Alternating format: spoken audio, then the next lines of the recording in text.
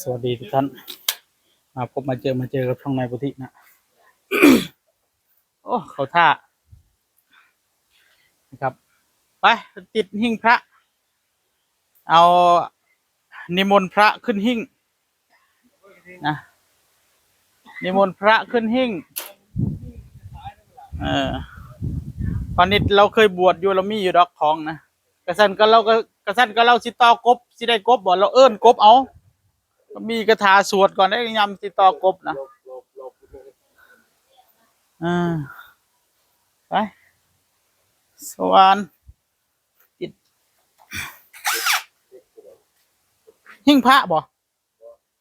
เขาติดหิ้งพระเดี๋ยวเขาก็ใส่หันเล็กแม่นเขาติดหิ้งพระอันนี้มันอันนี้กันซองนี่อย่างคุณบอใครก็ว่าก็ไปเรานิมนต์พระขึ้นหิ้งบอกว่าอันนิมนต์พระขึ้นหิ้งเล่าว่าเอาเล็กตัวใดวะก็เลยเอาติดหิ้งพระเขาใส่หันเล็กบ่นึกว่ายิ่งใส่เล็กข้านเล็กนี่เลยโอ้พญายนิดนี่เร่อแล้วโอ้ยถามให้ที่เขามีแล้ว ไปติดหิ้งพระนะท่านติดตรงไหนดีมื่อนี้มือนี้มือสันวันดีเอานิมนต์พระ ที่มันจะโชว์คนเนี่ย ขึ้นหิ้งก่อนถ้าที่จริงก็เหมือนที่ก็ได้ก็เลยตรงนี้ที่อันนั้นที่หนอก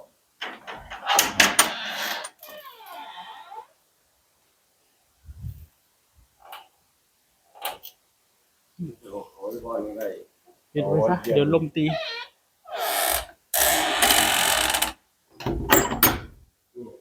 เอาเรียนนี่โอ้ต้นหนอกจะเลย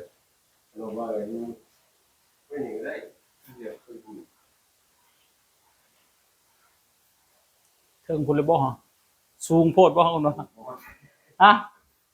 สีว่างนี่บ่หรือว่านี่เฮี้ยงกันเลย คนละหิ้งเลย นี่เนาะเฮี้ยงกันเลยเนาะ เอาแบบยืนถึงบ่แต่มันเป็นอะไรนี่โอ้มันอยู่คนละข้างเนาะคนละข้างฝั่งนี้เราก็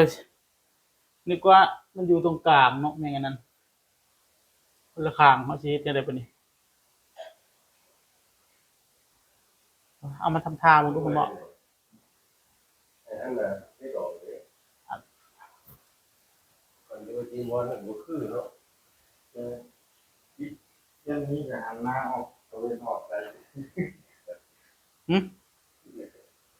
พระน่ะเฮาหันพระเอาบ่เป็นหยัง เออแต่เกิดมาหาเราบอกเราถึงว่าหรอเราแข่งเราหาย นี่เฮายิ่งหรือว่าต้องที่เอาเล็กมาขวางนี่อีกบ่เล็กมาเล็กไว้ก็ทำไปมันกว้างยาวมากเลยสองอันดินยาวมัน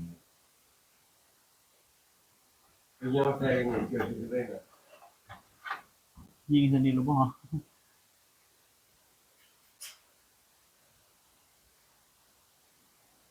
ก็เรียกว่าเชื่อมที่นี่เนี่ยเชื่อมตรงนี้ก็คือที่ไทยนักตัวน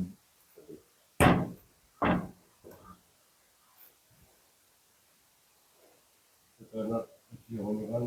แค่นั้นเป็นข้อตัดอะไรตะเล็กใส่บ่แต่เล็กไทยเพื่ออย่างนี้นี่ตัวตัวนี้เชื่อมกัน อืม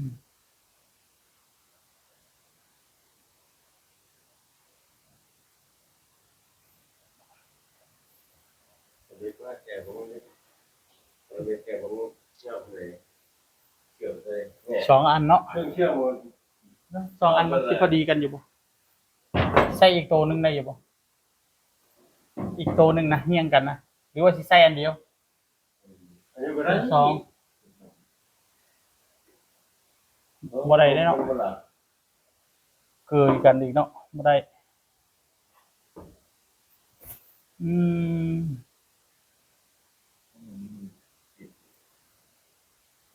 เอาเหล็กยิงน็อตเอาเนาะยิงน็อตใส่นี่เอาเนาะตัดมองปลายมันก็ยิงน็อตเอา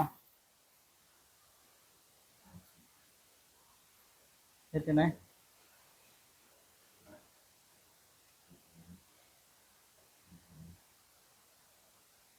นี่ครับเอาเสียไว้เทิงนี่จังน้อยประมาณนี้ล่ะเนาะเห็นบ่พระเอาต้องเสมอกันแหละบ่มีไผต่ำกว่าไผมันความสูงอ่ะนะสูงโพดสิยากซ้ำนี่บ่ประมาณนี้ก็วายใดอ๋อเอาเส้นนี้วายใดเป็นยังไงที่เป็นนั้นเด้อเพราะไอ้คนมาไล่อย่างเงี้ยเดี๋ยวเต้นเด้อตัวคือเต้นดูเอาโอเคเอาซ้ำนี้เ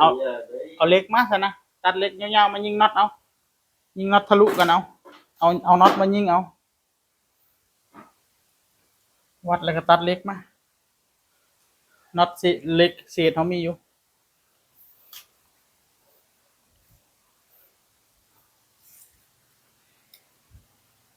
ไปวัดปุ่นดูเดือตัดเหล็กวัดรีบไปวัดเลยรีบไปวัดนะหมด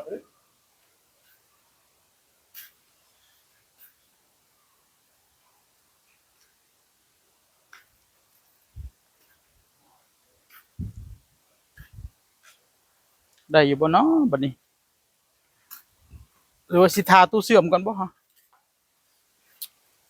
เสื่อมกันไปมันติดตั้งบ่ได้นะมันบ่มีเหล็กยาวเนาะเออต้องได้บ่ต่อก็เชื่อมเหล็กใส่คานอันนั้นเอาคนละอันเอาเนาะเชื่อมบ่ได้ก็เชื่อมบ่ติดเอาเฮ็ดจังไดมันต้องเชื่อมบ่ได้บัดน่ะตู้เสื่อมเฮาก็ตุยแล้วพี่น้องเอ้ยเจอตู้เสื่อมก็น็อกแล้วโอ้ย